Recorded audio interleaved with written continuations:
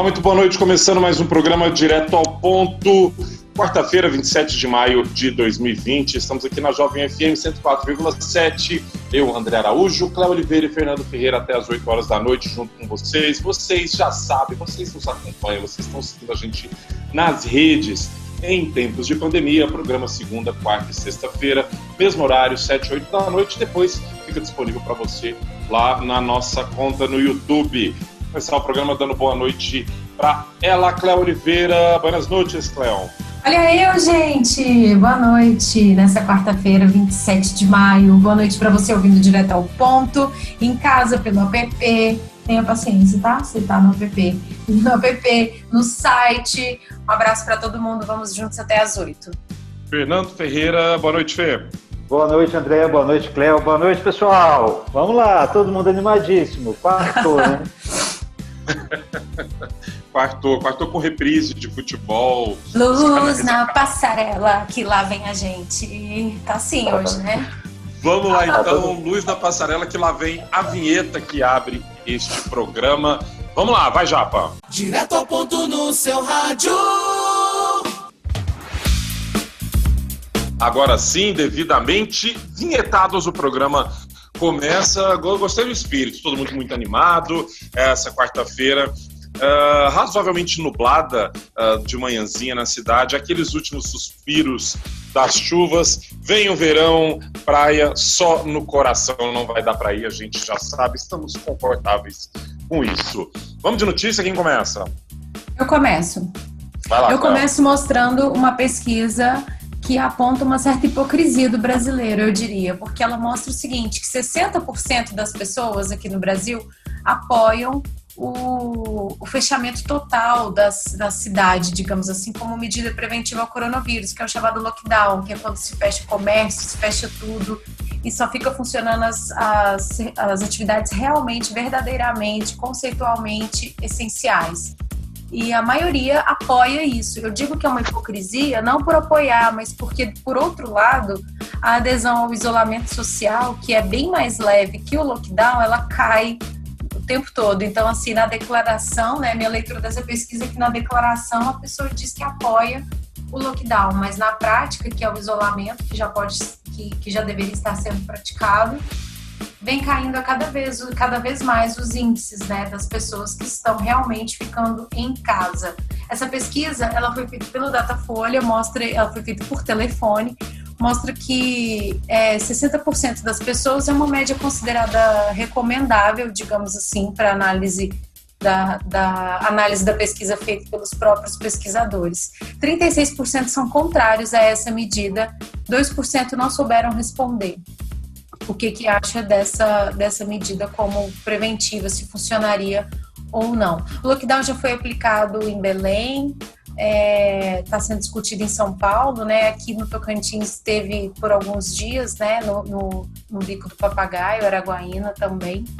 É uma medida considerada necessária quando se foge ao controle a situação. E tá aí, 60% dos brasileiros apoiam, mas as pessoas continuam saindo de casa sem necessidade. Bem menos que isso, fica em casa, né? Agora o interessante é que as mulheres saem menos na pesquisa de isolamento, né? Que mostra que o perfil das pessoas entre as pessoas que estão ficando em casa, a maioria é mulher. Mostra aí que de repente as mulheres são mais conscientes, não vou dizer inteligentes, não estou preparada para essa. Se vocês não estão preparados para essa conversa, as mulheres ficam mais em casa, elas estão respeitando mais esse conceito de isolamento do que os homens. Eu não sei se vocês... Fala, essa leitura das mulheres mais em casa, eu ainda acho que ainda é reflexo do patriarcado, né? As mulheres normalmente ficam mais em casa, né?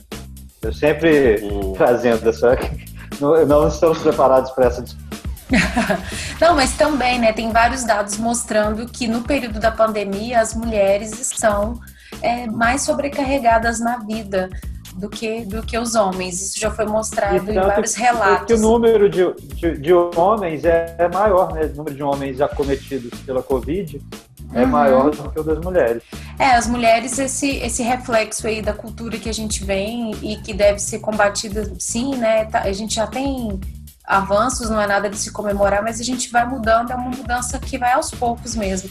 Mas ainda é realidade. As mulheres têm mostrado, muitos dados têm mostrado que no período de isolamento as mulheres têm ficado muito mais sobrecarregadas em casa, porque além de estarem trabalhando em casa, assim como os homens, elas acabaram acumulando serviços domésticos. As que tinham alguma pessoa que trabalhava na limpeza da casa, que não está mais, né? As mulheres acabaram assumindo essa função meio que sozinhas. É aquela velha história de que o homem acha que vai ajudar a mulher a arrumar a casa, né? Quando na verdade ele mora lá também e é função dos dois. Não sei se vocês chegaram a receber o... Oi, Cléo? Tô repercutindo a notícia aqui em casa. Entendi, foi um recado dado. Ai, foi só uma brincadeira aqui, na minha casa é tudo muito Não sei se vocês receberam aqueles áudios, que isso é uma das coisas mais deliciosas de ser brasileiro, é a capacidade de rir de tudo. Do cara dizendo que na região norte esse nome lockdown é tão bonito que vai ser nome de menino já já. Vamos para o intervalo agora aqui, continue ligado na Jovem, a gente volta daqui a pouquinho com mais notícias sobre Tocantins. Direto ao ponto, jornalismo diferente. Segundo bloco do programa Direto ao Ponto, eu caí, doeu um pouquinho, ralei o joelho, mas o que é um joelho ralado perto do coração partido, já estamos de volta. Nem deu tempo de eu dar notícia, né, galera? Vai lá. Nem eu. nem o Fê. Vamos lá, vou rapidinho aqui, depois já passo a bola pro Fê. A minha notícia é a liminar que proibia o transporte coletivo daqui da capital Palmas de operar com 100% da capacidade foi derrubada pelo ministro Luiz Fux. Ele determinou que o decreto da prefeitura volta a valer até o trânsito em julgado. Vamos lembrar que o decreto começou lá atrás com um decreto da prefeitura, depois passou aí pelo TJ Tocantins, numa medida da desembargadora Jaqueline Adorno, foi para o STJ, chegou no STF, um pedido de reconsideração apresentado pelo PSB, e o Luiz Fux determinou que pode sim os ônibus operarem com capacidade máxima. Complicado porque a gente não consegue nem imaginar como é que funcionaria isso. Será que eles vão deixar o pessoal parado no ponto de ônibus? Se lotou a todas as cadeiras, ninguém mais entra. E também complicado porque a gente sabe que essa aglomeração é sim um vetor enorme de contaminação do Covid-19. As batalhas jurídicas, e assim, vi um comercial de Goiânia, gente, o empresariado lá foi na TV, botou quente para retomar a partir do dia 1º, agora tudo normal. Incrível ver isso acontecendo quando não tem nem sinal dessa curva aparecer no horizonte, né? Seguimos rumo aos céus nos números de contaminação e de mortes do Covid-19 no Brasil, no estado, como um todo. Vê? E a gente está hoje a gente passou de 3 mil casos, né, de Covid aqui no estado. Inclusive, Palmas voltou a subir o número de casos aqui de Palmas também. É complicado, né, mas sigamos, né, vamos ver o que vai dar. Eu tenho uma notícia aqui hoje, que ela aparenta ser macabra, mas de uma certa forma ela é bastante importante. O site da Secretaria da Segurança Pública do Estado está com um campo agora que vai dar publicidade a características de corpos que não foram identificados pelo IML, pelo Instituto Médico Legal, e aqueles também que foram identificados, mas não foram reclamados por parentes. O objetivo é localizar esses parentes ou responsáveis. A Superintendência de Polícia Científica aqui informou que pretende, principalmente, contribuir com os procedimentos de busca e localização de pessoas desaparecidas, o que atende à política nacional que cuida disso, né? A diretora do IML aqui, a Georgiana Ferreira Ramos, falou que a medida oportuniza os parentes dessas pessoas desaparecidas a chance de encontrá-las e fazer a entrega do corpo para o seu sepultamento, a despedida, né? Vários corpos foram identificados recentemente, gente de Belém que estava aqui, sempre com a publicidade que a imprensa dá a esse tipo de caso. A lista traz informações sobre a data que o corpo entrou no IML, as características físicas, como altura, peso, marcas e tatuagens, roupa que foi encontrado, além de objetos também que estavam com essas pessoas. Atualmente são mais de 30 corpos e ossadas que compõem essa lista. Quem precisar, quem quiser saber, né, tá em busca de algum parente desaparecido, tem um telefone aqui lá do IML, que é o 3218-6840, 3218-6840. Depois que checar os dados, que a pessoa deve comparecer lá no IML, para também não ir sem a necessidade, né? Para checar mesmo se tem algum parente que infelizmente morreu em qualquer circunstância e que está lá no IML. Essa notícia sua, Fernanda, ela é importante, né? Divulgar esses dados, porque muitos parentes têm dificuldade de procurar os seus parentes quando eles somem, desaparecem. Infelizmente, essa busca no IML, ela faz parte da busca, né? Então, e aí, só lembrando, né, o site da Segurança Pública é ssp.to.gov.br. Mas se a pessoa jogar no Google também, ela vai acabar encontrando isso daí para poder ter essas informações que não são as melhores, né, as melhores notícias, mas infelizmente é um caminho a ser seguido para quem está procurando alguém que está desaparecido. O André estava querendo dar a notícia dele, né, André? Estou tentando, bravamente. Vamos lá. Vou tentar de novo, mas agora eu vou falar de uma operação da Polícia Federal que está cumprindo mandado de prisão, cumpriu, né, nessa quarta-feira, contra suspeitos de furtar agências bancárias, contando aí com a colaboração de funcionários. 4 homens furtaram 150 mil de uma agência da Caixa Econômica em Gurupi. Isso foi no comecinho desse ano, ainda em janeiro. 3 mandados de prisão e 3 de busca e apreensão foram cumpridos nesta manhã com 3 suspeitos. O nome da operação Cara Dura. Já tivemos nomes melhores, né? Mas enfim, isso fica para outra pauta.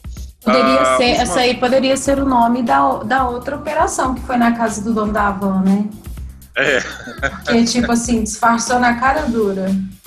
Disfarçou na cara dura. Eu achei ótima a nota. Eu disponibilizei meu computador como se não tivesse sido apreendido, né?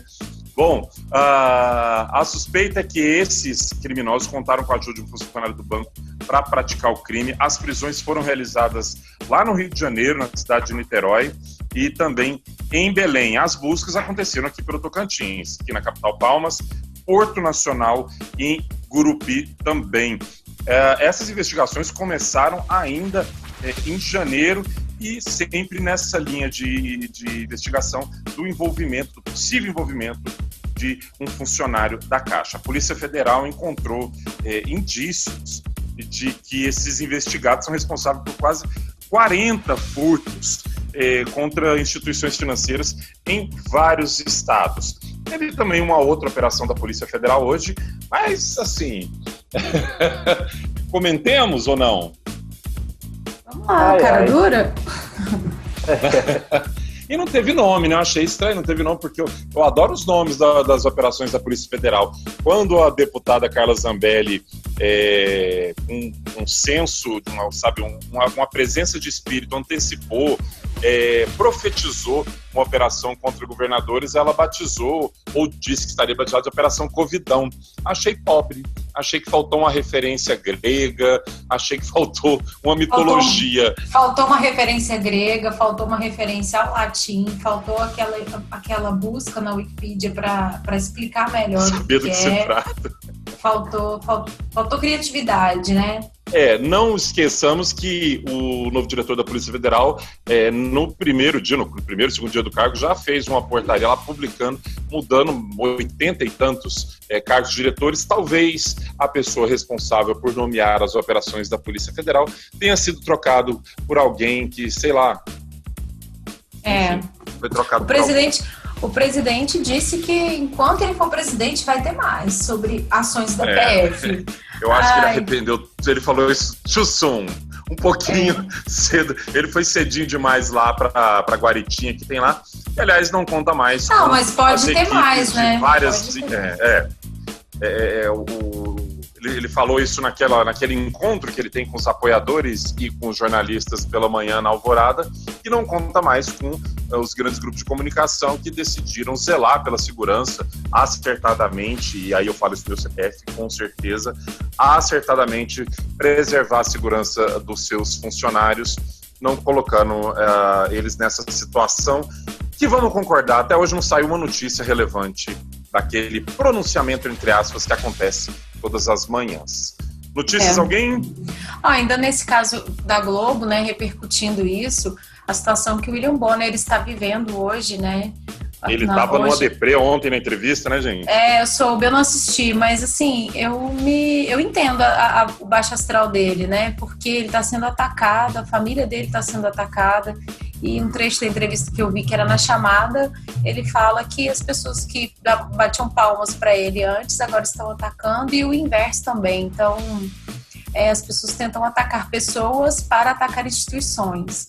E isso eu nunca concordo, nunca concordei, você usar uma pessoa para atacar uma outra coisa. Ele está sofrendo aí retaliações muito pesadas, a própria Globo se pronunciou e mostra o nível que a gente está, né, de sem limites para tudo nesse país. Cléo, eu concordo com o que você falou, e concordo até com a postura do William Bonner. Quando ele fala que é atacado, criticado agora pelas pessoas que aplaudiam, e quem aplaudia agora critica, mas lá atrás, quando ele era criticado, não me lembro dele ser vítima de fake news ou de ter a família dele envolvida em pseudo-escândalos, né, em fake news, falando de escândalos. No caso, o filho dele teve o CPF utilizado para requerer o auxílio emergencial. O William Bonner postou os documentos que tem 3 anos que ele tenta mudar o CPF que foi sequestrado. E fora que, gente, CPF vende num CD ali na 25 de março, tem 100 mil CPF lá. Se você colocar no Google, aparece o CPF da galera. Se você colocar seu nome aí com CPF interrogação, é capaz de aparecer. É desse modelo que acontece mesmo. Mas alguém tem uma... o caso dele é de intimidação, né? Não acredito, assim, o CPF do filho foi usado para uma coisa, para um grupo, e a repercussão disso foi usada num tom de intimidação. É isso que é tão grave, né? Quem está recebendo auxílio, mas não é por erro, nem por nada, assim, nem por rolo, por fraude, é a Rita Cadillac, né? E está sendo super criticada. Eu ia falar isso agora. Ser uma pessoa conhecida, famosa, que está recebendo o auxílio, né? E ela se pronunciou falando que ela está recebendo, que ela se enquadra nas características. O fato dela ser famosa não significa que ela tenha hoje recursos, né? Perfeito. Saideira, alguém? É bom para o moral. Ai. Saideira, alguém, ou vamos direto para o próximo bloco? Vamos para o próximo bloco? Vamos lá. Eu tenho uma notícia. O Fernando tem uma notícia boa para o moral, vai lá. Tem sim, e assim, até para a classe artística mesmo. Está aberto até sexta-feira o período de inscrição para o edital do projeto Somos Todos do Tocantins. Vai ser uma seleção de propostas para apresentações musicais nas plataformas digitais, as lives, né, que a gente tem visto aí, e vão ser selecionados 100 músicos aqui do estado, 40 para a Regional de Palmas, 30 para a Regional de Araguaína e 30 para a de Gurupi, para produção e apresentação de conteúdo artístico, cultural inédito, com duração de 30 e 40 minutos, o cachê é em torno de R$ 800. O projeto é uma realização do Instituto Cidadania Amazônia, com recursos de emendas parlamentares, e pretende reduzir os impactos financeiros, né, provocados pela pandemia, com esse segmento. Cada artista deve apresentar um único projeto, individual ou em dupla. Se tiver mais gente, exceções vão ser abertas para, se as pessoas morarem na mesma casa e justificarem a necessidade de mais gente, né? As gravações vão ser feitas em estúdios profissionais, enfim. Tem mais informações está lá no site da DETUC, que é detuc.to.gov.br. 100 músicos selecionados, eu acho que vai ser bacana, né? Tomara que dê certo. E Fernando e Cléo, pode falar, termina, por favor. Não, que eu falei daquelas lives, né, que a gente sempre fala das lives dos famosos, e tem que os próprios famosos dizem, né, pra gente não deixar de assistir aqueles caras que a gente escuta no barzinho, que a gente vai no show. na nossa cidade, e essa galera está amargando, porque os famosos normalmente fazem as lives para receber doações para distribuir para pessoas carentes. E essas pessoas muitas vezes estão fazendo as lives para conseguir recursos para se manter, né? Porque é complicado, eles são todos, a maioria deles autônomos, né? Autônomo, e então a gente tem que estar atento a essa galera aí das artes mesmo, da parte cultural, para a gente ter como ajudar, né? Perfeito. Aproveitar rapidinho aqui, antes do nosso tempo estourar nesse bloco, aproveitar a pauta cultura e duas notícias muito relevantes. Ontem foi aprovado na Câmara a lei emergencial para a cultura, que é nada mais nada menos que a liberação de um fundo da cultura que já existia de 3 bilhões para atender justamente os artistas que não estão podendo trabalhar nesse momento. O impacto na área cultural é imenso, teatro, cinemas, shows que não podem acontecer. E, curiosamente, um único partido, olha só, tivemos uma rara união lá, o único partido que votou contra foi o Partido Novo, que não parecia tão preocupado com o dinheiro público assim, quando mais de 1 trilhão foi passado para os bancos, lá em março ainda. Ontem o Novo, que é o moderninho, votou aí contra a cultura. E a outra notícia, rapidinho, o tempo está estourando, é que já entrou em cartaz, está rodando desde segunda-feira na TV Brasil a série O Boneco de Barro e o Rei, uma série infantil produzida no Tocantins, o pessoal da MZN, da Spatium, dirigida pelo Nival Correia, roteiro dele com a participação de outras pessoas muito talentosas e muita gente bacana envolvida no projeto. Está aí na ar na TV Brasil, se eu não me engano é 12h45 e 16h30, só para consultar a programação do canal. Elenco, equipe, galera toda do Tocantins aí em rede nacional. Rapidinho, tem intervalo, na volta tem o que você precisa saber antes de entrar nos grupos. A gente volta já. Capricha na música, Japa. É bate-papo, é descontração, é jornalismo de qualidade. Direto ao ponto. Terceiro e último bloco do programa Direto ao Ponto, dessa quarta-feira, 27 de maio de 2020. Mundo em pandemia, estamos aqui na Jovem. Eu, André Araújo, Cléo Oliveira e Fernando Ferreira. Antes do quadro Não Vá para os Grupos, Cléo tem uma notinha. Cléo? Eu tenho uma nota sobre cultura ainda, né? A gente estava falando sobre isso no último bloco, não deu tempo de falar. Lá é o seguinte, a Prefeitura de Porto, ela publicou um decreto suspendendo as atividades artísticas e culturais na cidade. É uma notícia na contramão das que vocês deram, né, de iniciativas aí promovendo essas atividades. A Prefeitura se baseou no decreto de calamidade pública na cidade e então os eventos que estão aí, Semana da Cultura, temporada de praias, tudo isso, Semana da Juventude também, Feira do Lago, até da Semana da Consciência Negra lá em novembro, estão suspensos. O decreto foi publicado no dia segunda-feira. Quem quiser acompanhar pode acessar aí o site do município. Perfeito, agora sim, o programa já está chegando no finalzinho, aquele quadro que você espera ou não vá para os grupos sem saber. O presidente Donald Trump informou que vai enviar para o Brasil 2 milhões... Oi, André, vamos parar aqui, peraí, já para fazer uma emenda. O barco. Então vamos seguir. Vamos lá, não vá para os grupos sem saber.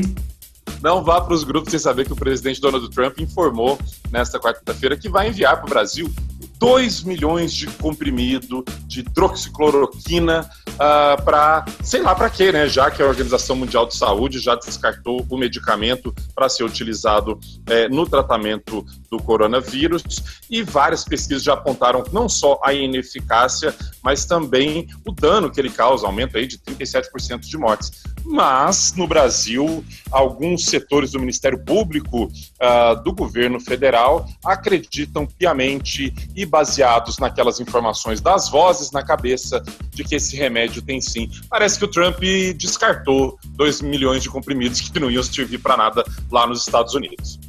Olha só, eu queria só fazer um adendo disso daí. As pessoas ficam, elas não têm medo de morrer, né? Isso já está claro, tá todo mundo querendo tomar esse trem. Todo mundo não, né? Muitas pessoas. Então, os vaidosos, então, fiquem atentos. A cloroquina, um dos efeitos colaterais que ela tem, ela muda a cor da pessoa, a cor da pele da pessoa. A pessoa fica com a pele acinzentada. Não são todos, mas existe isso. Então, assim, se você nunca quer viver e ficar bonitinho, então pensa 2 vezes, né? Tá com a sua cor normal, né? Tomou para parar de ser laranja. Estava tomando. Ele pode ser um clone, porque o clone da novela O Clone que tá reprisando, ele é bem laranja, o Murilo Benício clone. Quem é, Cléo? Sou eu, não vá para os grupos sem saber que o Enem, as inscrições para o Enem terminam hoje. Ainda dá tempo de você fazer, porque o prazo vai até 23 horas e 59 minutos. É importante fazer a inscrição para o Enem para as pessoas que querem concorrer a uma vaga na universidade. Se você tem interesse, procure lá na internet Enem 2020 para você ser direcionado para o site que faz essa inscrição. Fernando. Olha só, a Secretaria de Saúde aqui do Estado informou que tem 60 trabalhadores, 60 servidores com a Covid-19. O balanço foi feito até o último dia 21, que representava 2,72% do total de casos até essa data. O percentual está abaixo da média nacional e é de 15,9%, segundo o Ministério da Saúde. A Superintendência de Unidades Hospitalares do governo já realizou treinamento com cerca de 1.500 servidores para eles se tornarem multiplicadores dos conhecimentos de uso de EPIs e outros cuidados no tratamento com pacientes e suspeitos com a Covid aqui no estado. André?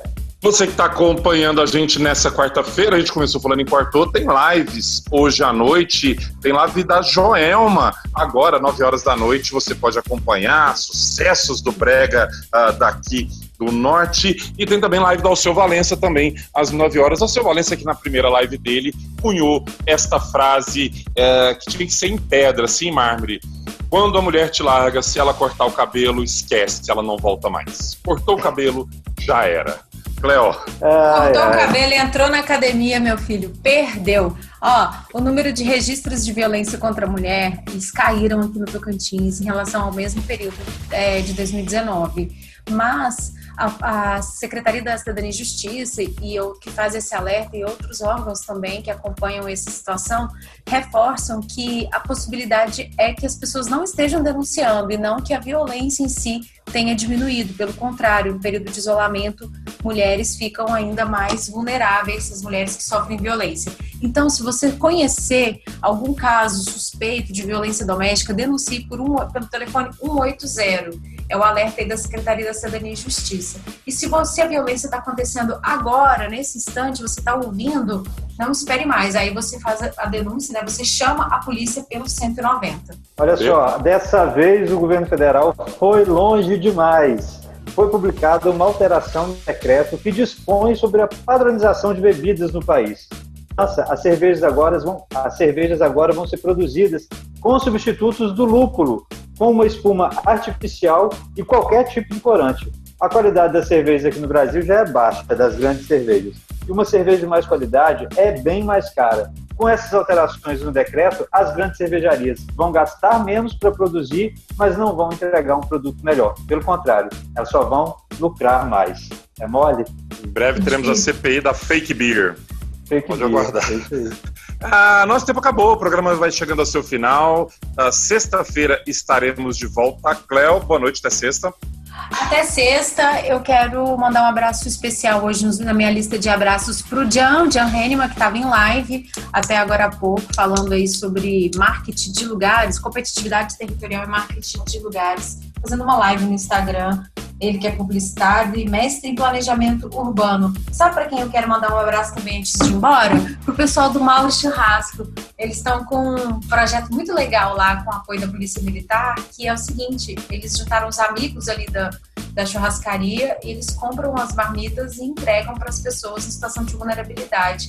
A última entrega foram mais ou menos 400 marmitas ali na região sul de Palmas. Então, uma iniciativa muito bacana, feita ali com os clientes mesmo. Tem um grupo de WhatsApp que o pessoal se reúne para organizar essas doações. E aí a polícia faz a entrega, muito legal, né? O pessoal da Rotan. Então, um abraço para os policiais da Rotan e para o pessoal do Mauro Churrasco. Um beijo para todo mundo, a gente se vê na sexta. Fernando, até sexta. Até sexta, André, Cléo, um beijo para vocês. Se o Japa puder terminar, então, esse programa com Tesoura do Desejo, música de Alceu Valença, participação especial de Zizi Posse, a gente termina aí com a Tesoura do Desejo de Alceu Valença. Um beijo para todo mundo, até sexta, a gente volta animadíssimos. Obrigado você que nos acompanhou nessa quarta-feira. Sexta-feira a gente está de volta no mesmo horário, 7 da noite. Se possível, fique em casa. Mete o som aí, Japa. Alguém te abençoe. Tchau. Direto ao ponto. Jornalismo diferente.